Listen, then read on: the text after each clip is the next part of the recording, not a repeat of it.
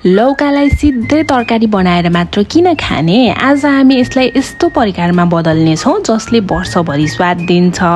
साधारण लौकालाई वर्षभरि स्वाद लिएर खान मिल्ने मस्यौरामा कसरी बदल्ने आउनुहोस् सिकौं।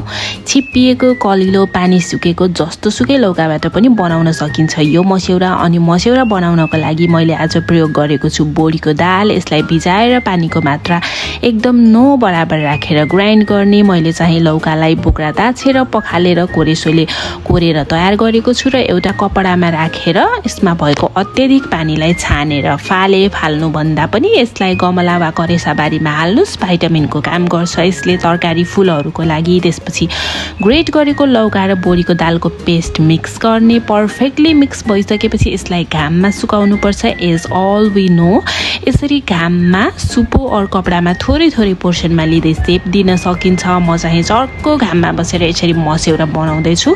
हजुरहरूको घरमा पनि प्रशस्त लौका छ भने लौकाको मस्यौरा बनाएर यसलाई सदुपयोग गर्न सक्नुहुन्छ। कडा घाम छ भने 3-4 दिनमै सुकेर रेडी हुन्छ यो मस्यौरा। अनि एयर टाइट बट्टामा राखेर वर्षभरि इन्जोय गर्न सक्नुहुन्छ। लौकाको तरकारी खाँदा खाँदा बोर भइसक्नु भएको छ भने पछि खान मिल्ने गरी यो मस्यौरा बनाएर स्टोर गर्न सक्नुहुन्छ। आइडिया मन परे लाइक कमेन्ट शेयर गर्न नभुल्नुहोला। Thank you for watching. See you.